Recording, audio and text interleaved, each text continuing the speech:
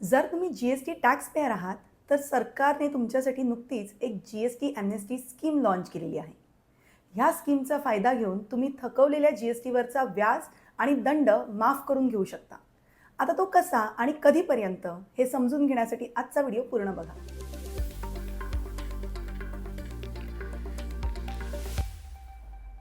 लायबिलिटीला मराठीत काय म्हणतात? माहीत असेल तर लगेच कमेंट करा. नमस्कार, मी सी ए प्रज्ञा शिरधनकर. आर्थिक जागृतीमध्ये तुमचं स्वागत आहे. बजेट 2024मध्ये सरकारने जी-एस-टी ॲम्नेस्टी स्कीमची घोषणा केली आणि आता 1 नोव्हेंबर 2024 पासून ही स्कीम लागूसुद्धा झाली आहे. आता ही स्कीम काय आहे? तर जर 2017-18 ते 2019-20 या वर्षांसाठी तुमच्या विरुद्ध काही टॅक्स डिमांड आहेत, म्हणजेच जी-एस-टी टॅक्स डिमांड्स आहेत. म्हणजेच काय? तर जी-एस-टी तुम्ही थकवलेला असेल किंवा भरला नसेल, तर त्या जी-एस-टीवरचा व्याज म्हणजेच इंटरेस्ट आणि दंड म्हणजेच पेनल्टी आता माफ करण्यात आलेला आहे आणि इथे तुम्हाला फक्त टॅक्सची अमाऊंट भरायची आहे. मग आता ही स्कीम कोणाला लागू होईल किंवा कोणते टॅक्स पेयर्स या स्कीमचा फायदा घेऊ शकतात? तर असे टॅक्स पेयर्स ज्यांच्या विरुद्ध फायनान्शियल इयर 2017-18, 2018-19 आणि 2019-20 या वर्षांसाठी टॅक्स डिमांड्स आहेत, ते ह्या स्कीमचा फायदा घेऊ शकतात. महत्त्वाचं म्हणजे काय? तर टॅक्सची नोटीस किंवा डिमांड ऑर्डर ही नॉन फ्रॉड केसेसमुळे आली असेल तरच तुम्ही या स्कीमचा फायदा घेऊ शकता. जर फ्रॉड केसेस किंवा मिसस्टेटमेंटमुळे आली असेल तर तुम्ही या स्कीमसाठी अपात्र ठराल. आणि ही जी काही डिमांड ऑर्डर आहे त्याच्या अगेन्स्ट तुम्ही अपील फाईल केला असेल किंवा हायकोर्टमध्ये रिट पिटिशन फाईल केलं असेल आणि आता तुम्हाला या स्कीमचा फायदा घ्यायचा आहे, तर तुम्हाला पहिले ते अपील किंवा रिट पिटिशन विथड्रॉ करावं लागेल, मागे घ्यावं लागेल आणि मगच तुम्ही ह्या स्कीमचा फायदा घेऊ शकता.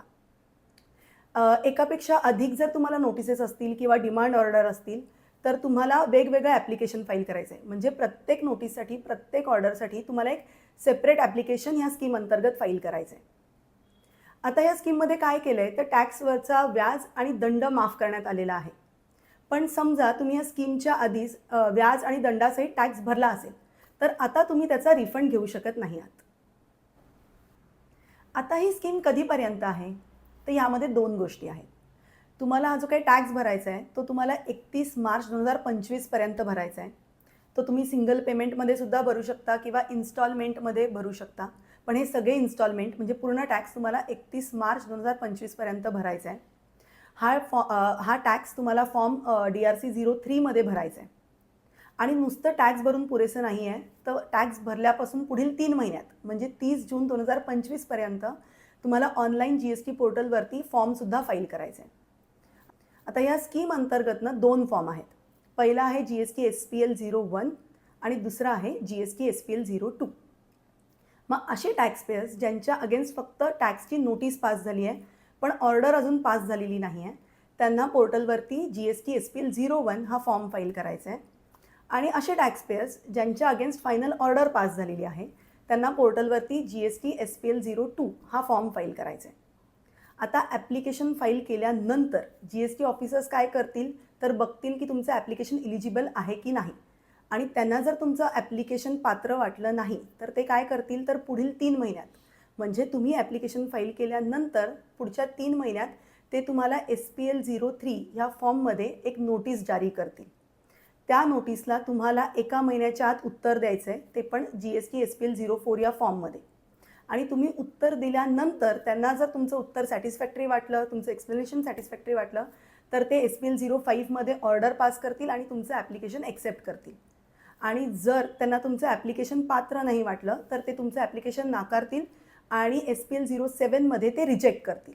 सो तुम्ही टॅक्स भरला आहे, ॲप्लिकेशन फाईल केलं आहे, हे करून पुरेसं नाही आहे, तर तुम्ही ते ॲप्लिकेशन ट्रॅक करा की डिपार्टमेंटने ते अप्रूव्ह केलं आहे की रिजेक्ट केलं आहे. एक लक्षात घ्या की तुम्हाला टॅक्स कधीपर्यंत भरायचा आहे, तर 31 मार्च 2025 पर्यंत टॅक्स भरायचा आहे आणि त्याच्या पुढच्या 3 महिन्यात तुम्हाला ऑनलाईन पोर्टलवरती फॉर्म भरायचा आहे. सो लवकरच या संधीचा फायदा घ्या आणि तुमचा हा जो काही जी-एस-टी टॅक्स डिमांड्सचा प्रॉब्लेम आहे तो सॉल्व्ह करून घ्या. ह्या स्कीमचा फायदा विशेषतः अशा लोकांना होईल ज्यांना आता टॅक्स, दंड आणि व्याज भरणं कठीण झालेलं आहे.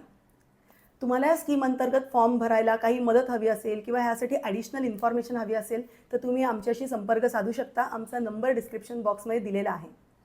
व्हिडिओ आवडला असेल किंवा युजफुल वाटला असेल तर त्याला लाईक करा, जास्तीत जास्त शेअर करा आणि आर्थिक जागृती ह्या आमच्या चॅनलला सबस्क्राईब करा. थँक्यू.